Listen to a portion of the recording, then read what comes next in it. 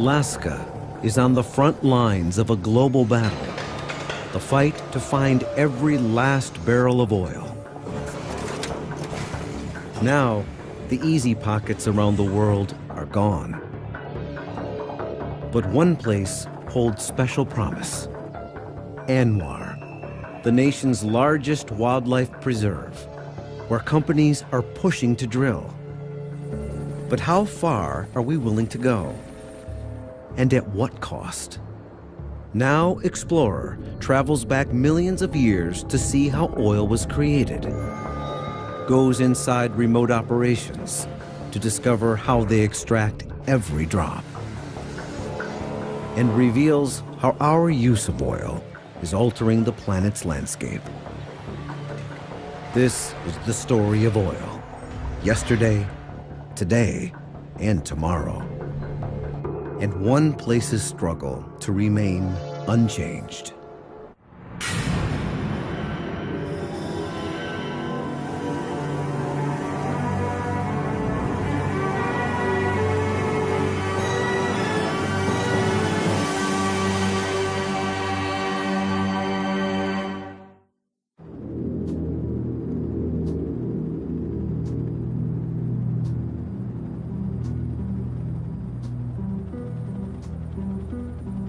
Alaska, home to some of the greatest wilderness on the planet.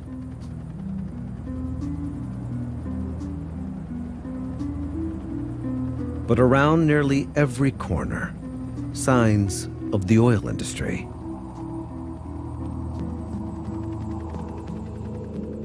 Alaska is the source of nearly 15% of U.S. domestic oil production.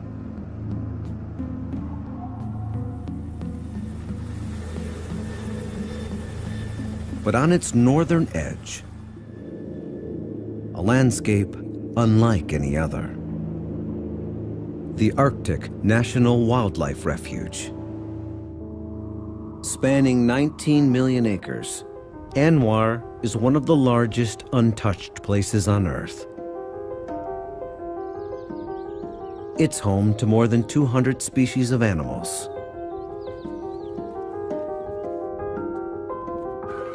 Millions of migrating birds flock here every summer. More polar bears den in ANWR than anywhere else in Alaska. And the porcupine caribou herd, over 100,000 strong, has been here more than 1 million years.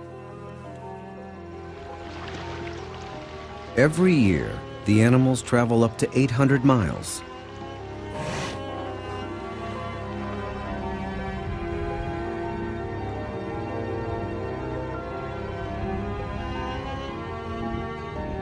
All to reach ANWR so they can give birth and survive another season.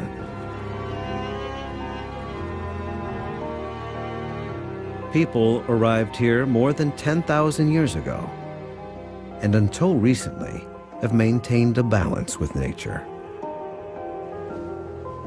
But how long will this world continue unchanged? Just 60 miles west of the refuge sits the town of Dead Horse, Alaska.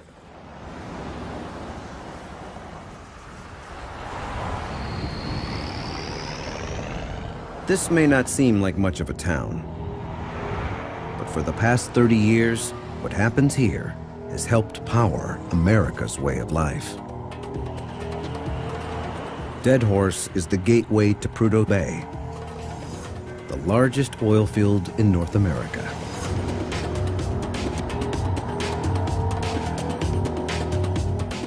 With 1,000 square miles, more than 20 producing fields, nearly 4,000 wells, and the start of the Alaska Pipeline. Prudhoe and its surrounding fields are one of the largest industrial complexes on the planet. Altogether, these fields are almost the size of Rhode Island. Since production started in 1977, about 15 billion barrels of oil have been recovered here. nearly 20% of America's total oil supply. But now, 30 years later, Prudhoe is in trouble. We're currently producing 400,000 barrels a day, down from the peak of about 1.5 million barrels a day. If we just continued to produce from the wells that we have now and to maintain those wells and to maintain the facilities we've got, we think that Prudhoe would decline at about 16% per year. Already, America's largest field has declined nearly 75% since its peak in 1988. To offset this decrease, BP is using technology it hopes will extract every last drop. This giant rig is a mobile oil well. Weighing more than 1,000 tons, it can be rolled from point to point. Where we at, Ed? It uses a method called coil rig drilling. This coil holds a 3-mile-long cable. It's rigid, yet flexible enough to move through the ground without pipe to support it. And it drills horizontally for miles in all directions from a single spot on the surface. So engineers can go after small pockets of oil that in the past would have remained out of reach. We're able to steer into zones that may be only as little as 2 feet thick and run with those zones and get all the oil that's in that area, access it with a horizontal well. But this technology can only do so much. Even actively investing and applying all the best technology, we're declining at 6% per year. And I think we've seen that from fields worldwide. There is a base decline that you're going to see, and it will continue to slide down. Worldwide, it is becoming more difficult to find things like another Prudhoe Bay, and I don't know of another Prudhoe Bay that's on the horizon right now. And here in Alaska, companies are pushing nearly everywhere for new wells to offset Prudhoe's decline. Drilling spans across the state, from the Kenai Peninsula in the south to new fields in the north, and now even to offshore platforms in the Arctic.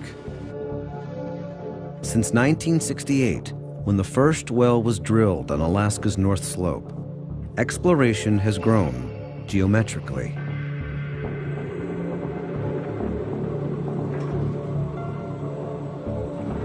But today, ANWR remains one of the few protected spots.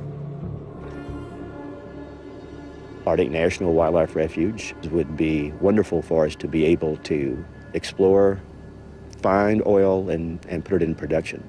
We know it's there, we just cannot go and produce it because there has been legislation or regulation put in place prohibiting us from doing that. As the nation's largest wilderness preserve, ANWR remains untouched and undeveloped, with one exception.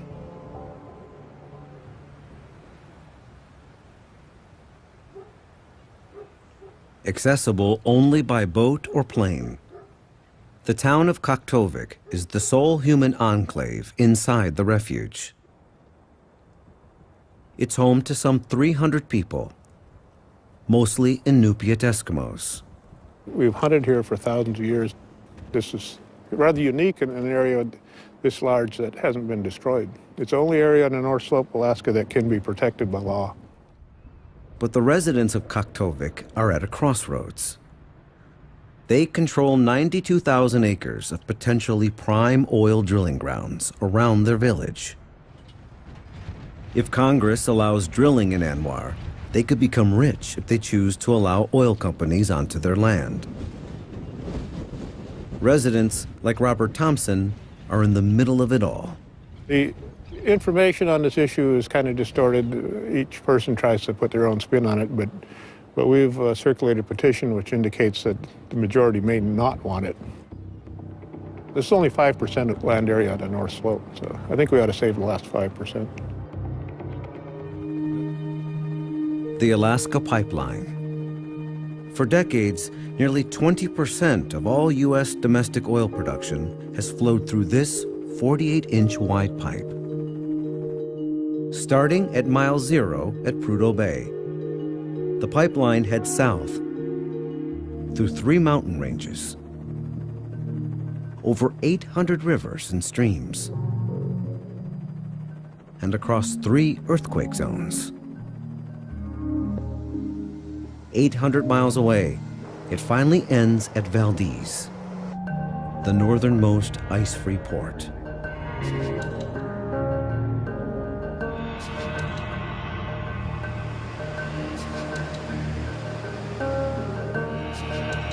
From here, tankers bring the oil to the nation.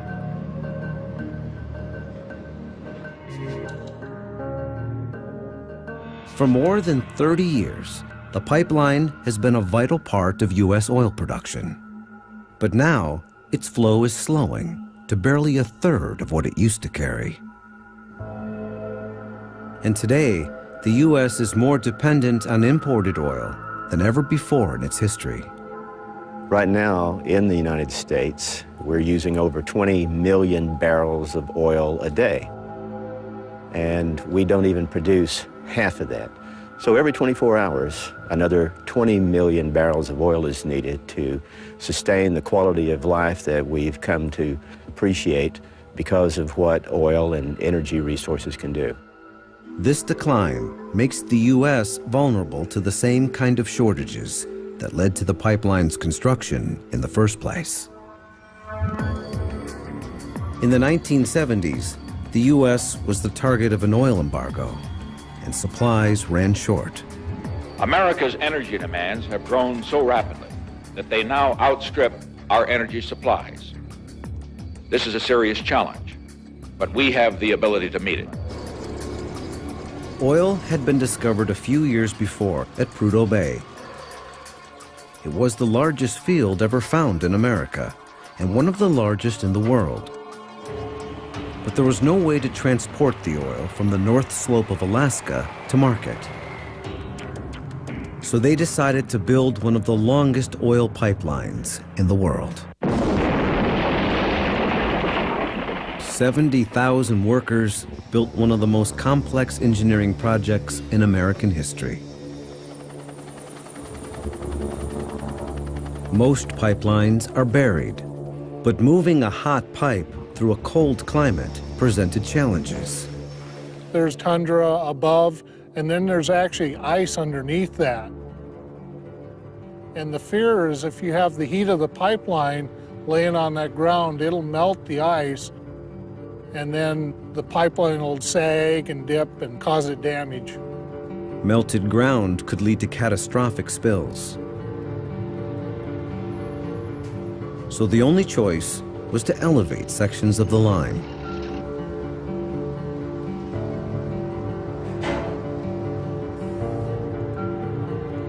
In the end, 78,000 vertical supports were used to raise 420 miles of pipeline.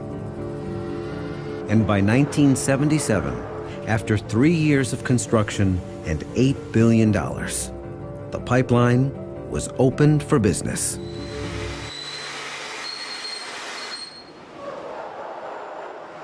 Today, oil accounts for 80% of the state's revenues. And soon after it opened, the pipeline transformed Alaska into the richest state per capita in the country. Alaska's ended income taxes and rewarded citizens with annual oil dividend checks up to $2,000. But as the slope declines, the massive engines that pump the oil are being downsized. I can't say if Alaska is running out of oil. I can just point to a certain level of facts. Clearly, the Trans-Alaska Pipeline is about a third full compared to was in the peak days. Production on the North Slope continues to decline. Whether or not that decline will continue is a big uncertainty right now. This is Alpine, just west of Prudhoe Bay and only 100 miles from ANWR. It's become one of the most productive fields in Alaska. It was designed to be environmentally friendly.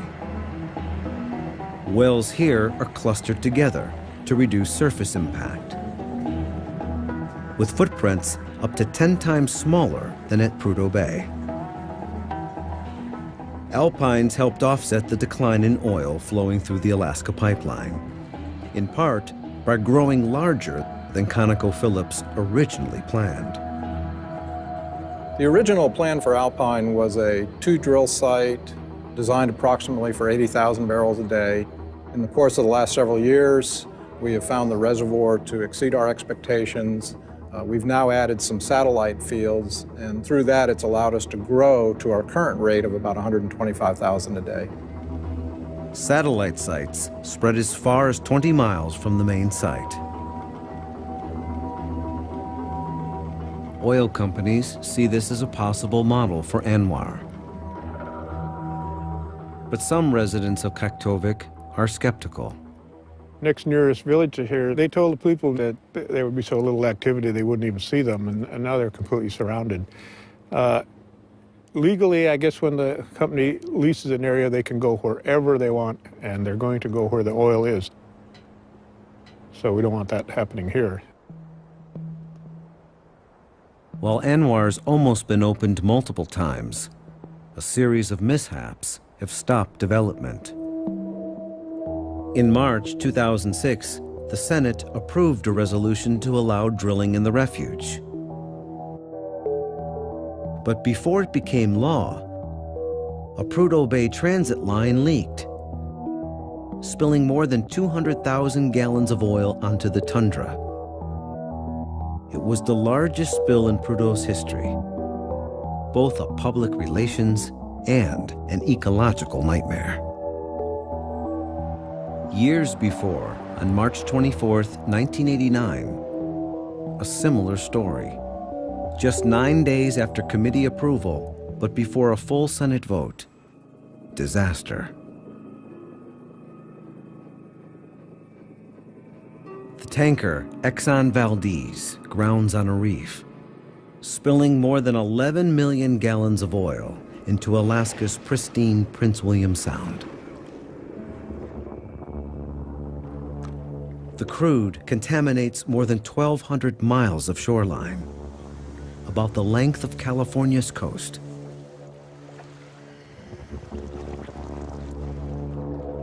It kills hundreds of thousands of animals and seabirds. The oil doesn't stop spreading until it covers 10,000 square miles, an area larger than Connecticut, Delaware, and Rhode Island combined. Are you really more concerned about money or the environment? It outraged the American public more than any other spill in history. And pledging not to buy Exxon products. While today, ExxonMobil says that Prince William Sound has fully recovered, many environmental groups believe the effects are still apparent more than 15 years later.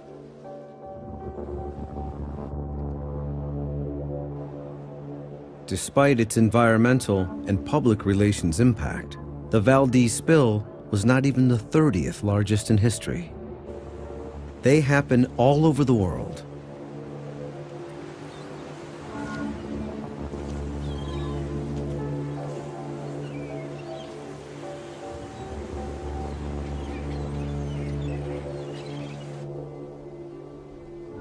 But spills are just the tip of the iceberg. The real problem is that the same substance that makes oil so powerful also makes it dangerous. And it stems from oil's ancient origins.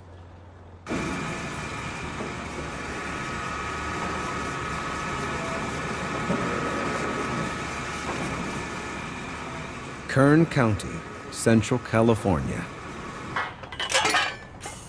One of the most productive oil fields in American history, the Kern River Field has yielded some 2 billion barrels since it was first tapped more than 100 years ago. And it's the perfect place to see where oil actually comes from. A fortunate thing about this field is that the formations that we produce from actually come all the way to surface. 60% of this rock is actually air, space, that fluids can occupy. This is what the rock looks like when it doesn't have any oil in it. In many places in California, that oil is found in that rock and looks like this. This rock is actually much heavier than the rock I just had because it's saturated with oil. But where does oil come from in the first place? Most oil fields were underwater in the distant past. Millions of years ago, megatoothed sharks, as long as city buses, swam here. And the north slope of Alaska was home to giant sea animals as well. But it's creatures the size of a pinhead that made oil fields what they are today. Millions of years ago, excessive carbon in the atmosphere warmed the Earth. There was hardly any ice at the poles, and water was everywhere. Floating in the carbon-rich oceans were countless types of single-celled organisms called plankton. Feeding on the plentiful carbon, they flourished.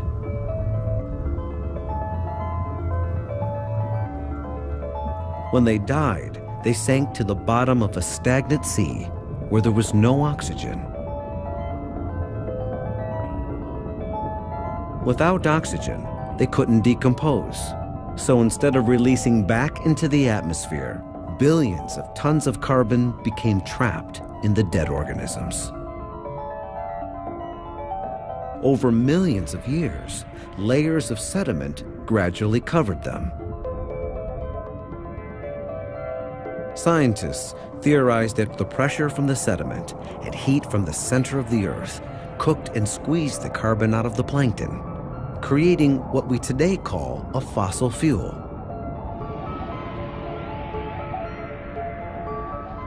But with all this carbon buried away for millions of years, the Earth began to cool, freezing the poles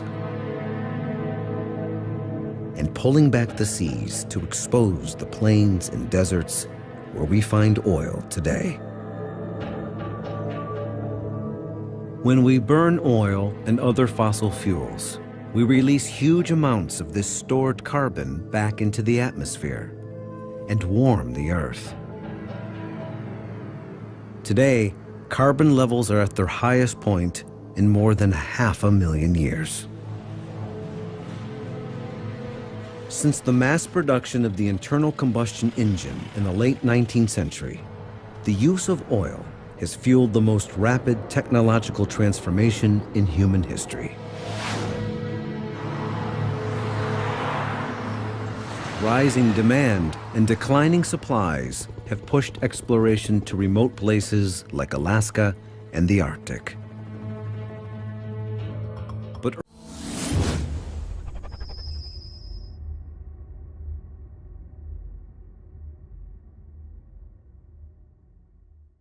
early on, it gave birth to places like Kern River that were literally dripping with oil. Kern River Field was discovered in 1899. It was actually through a 70-foot deep hand-dug well that hydrocarbon was confirmed in this field.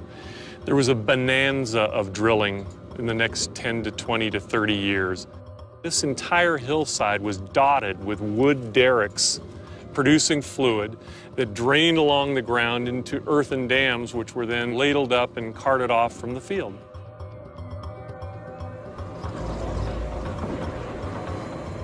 But today, after more than 100 years of production, the free-flowing crude here is long gone, while plenty of heavy or thick oil remains. Chevron needs to pump hot steam into the ground to thin the oil. This field is 20 to 25 square miles, anywhere from 300 feet to 1,600 feet deep. That's an enormous amount of rock that has to be heated so that this oil will flow at rates that allow us to produce a commercial enterprise. It takes 81 trillion BTUs of energy every day just to warm the ground here at Kern. Enough energy to power one large air conditioner for every human being on the planet.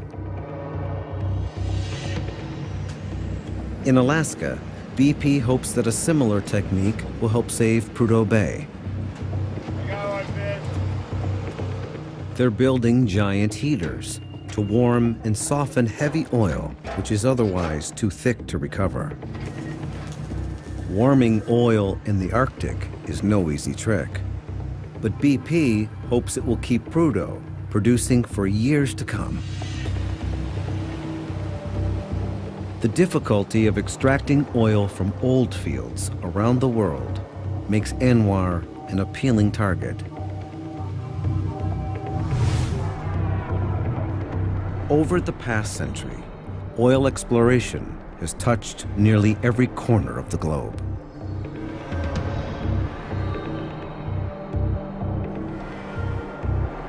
There's not a lot of easy oil left to be found, otherwise we would have found it, and that's what we would be targeting.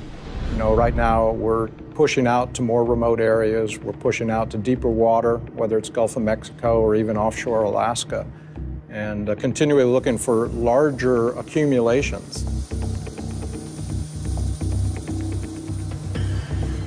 In the Gulf of Mexico, they produce twice as much oil as on Alaska's North Slope. And there's little close to shore that remains untapped. So companies are going further than ever before. Discover Deep Seas, Discover Deep Seas. Chevron 0 Charlie Victor. Deep Seas, go ahead. Nearly 100 miles offshore, this ship is drilling one of the deepest holes ever drilled in the Gulf of Mexico.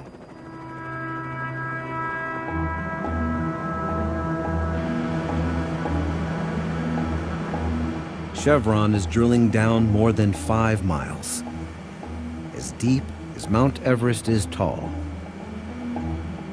all to look for oil that might be hidden in 7-million-year-old rocks.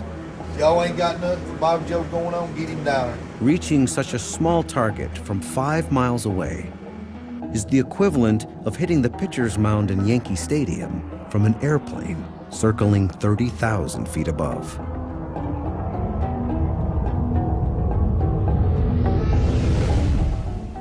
This is where the extreme limits of oil exploration are taking place. Technologies are cutting edge. We are looking in places that we've never looked before.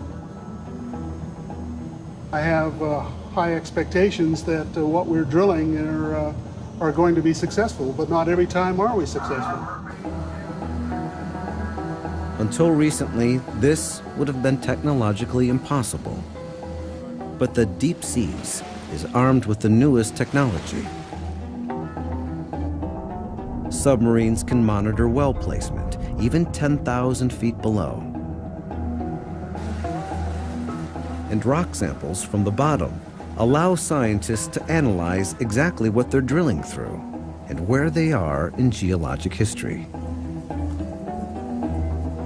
Every hour, new samples are brought from the drill room to an onboard geologist and paleontologist. The sample catchers are catching drill cuttings every 30 feet. So I check them for oil shows and make sure that we understand the rocks that we've been drilling. But it's not just rocks that appear from the deep. They're searching for carbon-rich plankton that died millions of years ago and were compressed into oil. Finding skeletons like this can mean oil is close by. But Chevron's not saying yet what they found at this test well. It has only a 1 in 5 chance of going into production and costs up to $100 million to drill. With stakes this high, it's what's referred to as a tight hole.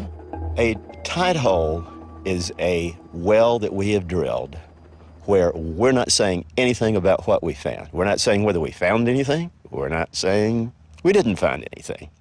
But a tide hole is information we pretty much keep to ourselves because this is a highly competitive industry.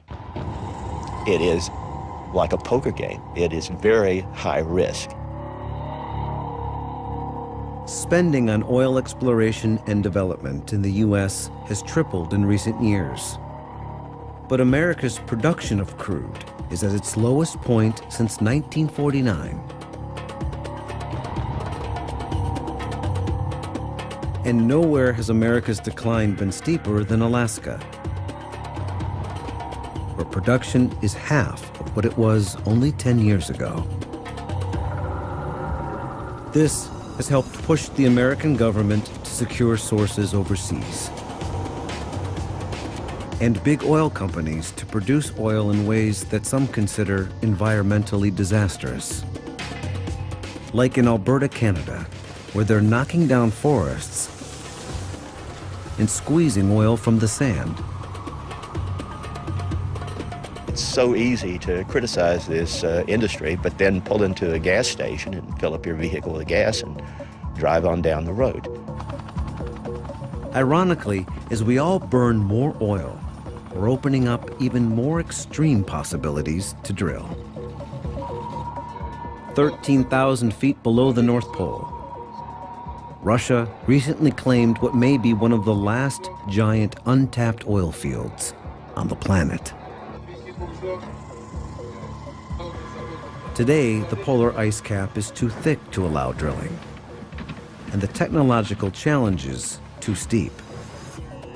But the polar ice cap is melting. And by the year 2050, Russia is hoping to drill.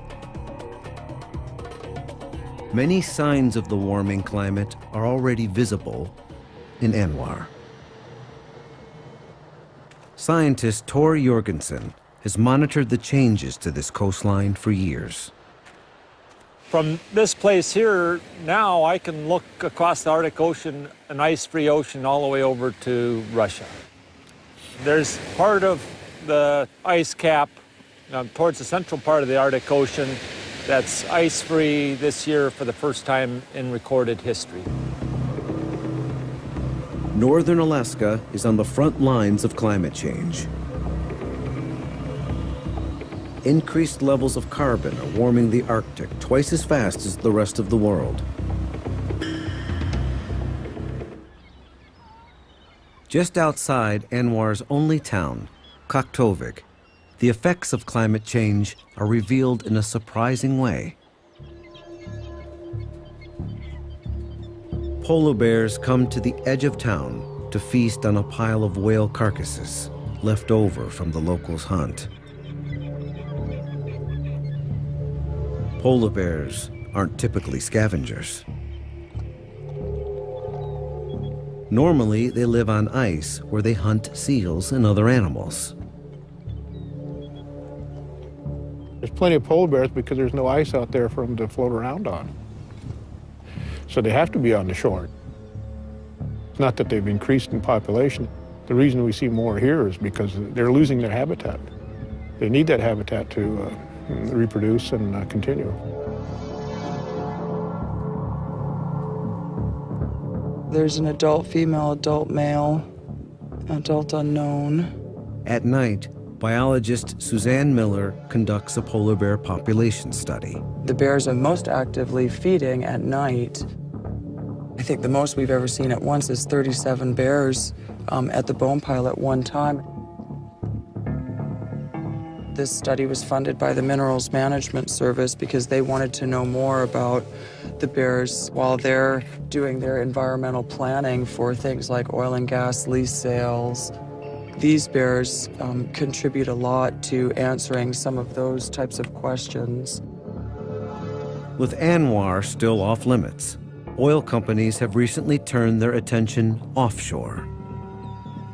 Some estimate there could be more oil off the coast of Alaska than in the rest of the U.S. combined. Miller doesn't yet have conclusions to her study. But recently, Shell paid $80 million for leases in the Arctic Ocean. and pending environmental approval, will start drilling just 15 miles offshore from ANWR.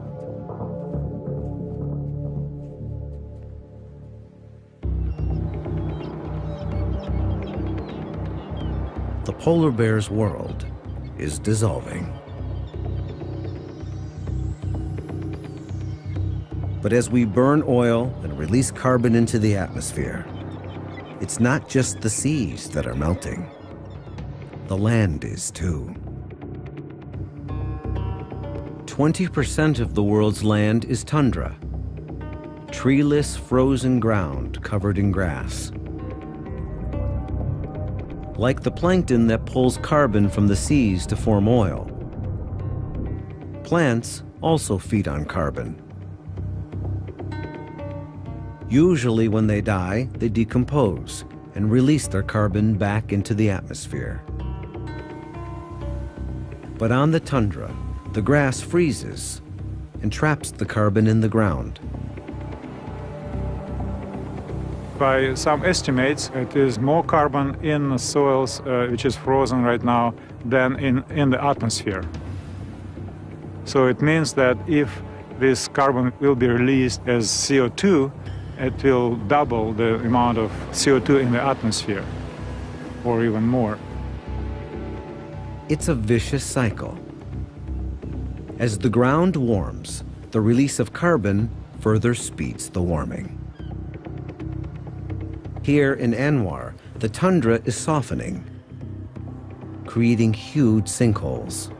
Well, here it is. It's the pits. This is why the tundra is collapsing and falling apart up here. Tor Jorgensen uses aerial photographs to monitor tundra erosion. The colored lines on this photo indicate pits and ponds visible in 1945. From the 40s to the 80s, the ground is stable. But in the last 20 years, there's been a remarkable amount of degradation.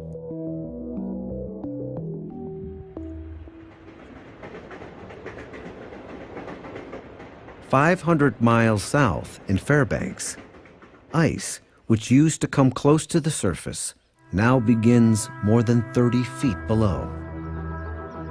1/3 of the Earth's soil-bound carbon is frozen in the ground. The more oil we burn to power our world, the faster we'll release this carbon back into the atmosphere. Already, we've extracted about half the carbon that was once stored deep in the Earth's crust to burn in millions of engines, power plants, and factories.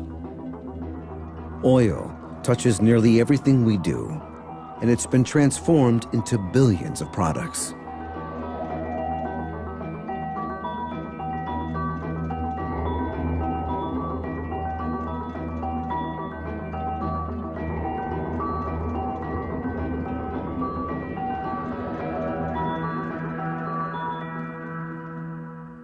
Even car tires are made from 22 gallons of oil each.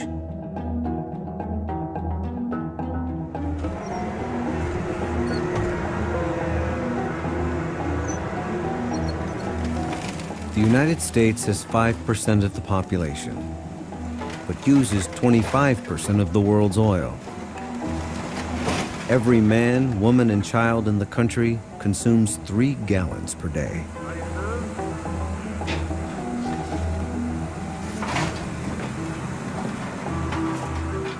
And the trend is growing. Until recently, only about half the world's population used oil. But now, nearly everyone does. China's cities were full of bicycles. Now, in many places, they've been displaced and even banned. The same patterns are taking place around the world. In Latin America, Africa, India. People are relying more on manufactured goods, gasoline-powered cars, and machinery. with the world currently burning more than 3 barrels for every new barrel of oil discovered, humans are losing the race to find enough. It's been more than 20 years since the world discovered more oil than it used. The decline in Alaska has been especially steep. And some believe the best option is to find new sources in places like ANWR, where, despite what most people think, a well has already been drilled.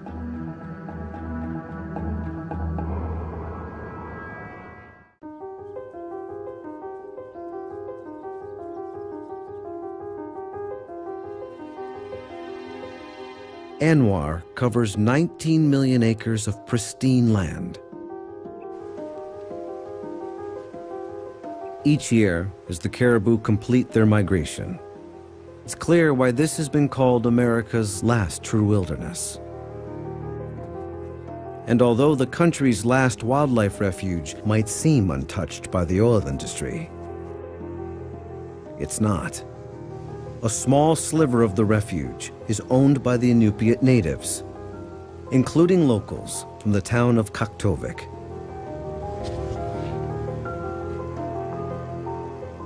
James Kilbear has lived here his entire life. He survives as a hunter.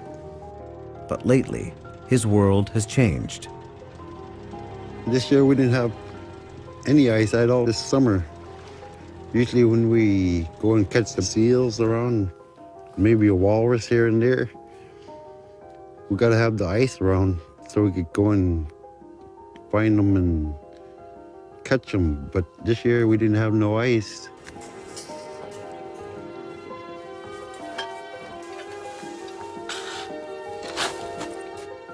Kilbear is a stakeholder in the native corporation that controls part of ANWR.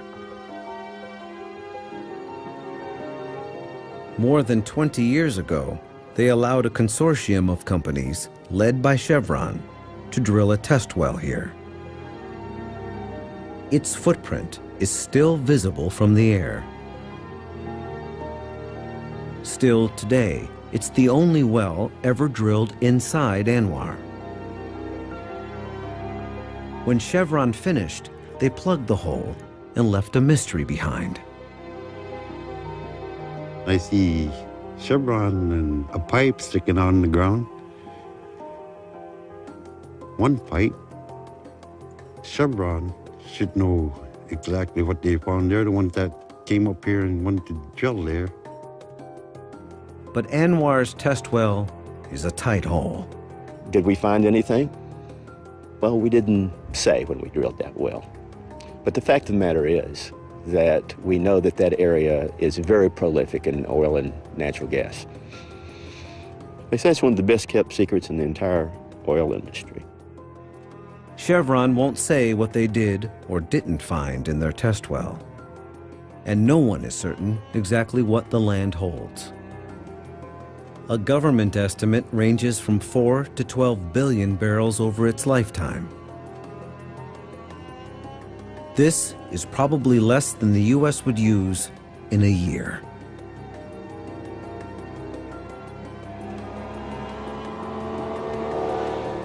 Whatever the ultimate decision about drilling here, if this is America's best domestic oil prospect, it may be time to find other solutions to our energy needs. The public's led to believe that this is all that we have left and we won't have fuel for our jet planes to protect our democracy if they don't drill here, and many other reasons. But the fact is, it's only 5% of what's available on the North Slope. With the U.S. military, the largest consumer of oil in the world, for America, a steady supply of oil is a national security issue. Globally, we're spending trillions to find, secure, and produce oil. Ending our addiction and developing alternatives has become critical. Even here in the Arctic, people are looking to a world that's moved beyond oil. Kaktovik, the small village of 300, is burning 500,000 gallons of diesel a year. I think we've got to turn it around. We can be producing alternative energy vehicles, hybrid cars. We've got wind continuously here. Alternative energy would increase our standard of living here if we didn't have that burden of using that much fuel. But in the meantime, the appeal of easy oil money is tempting to those who live here. And maybe I could see some dividends in the future for my kids. Maybe they could go to college, pick a college, and don't have to worry about payment. They could just pay it all at once and how many years they want, or buy them snow machines or houses for my kids.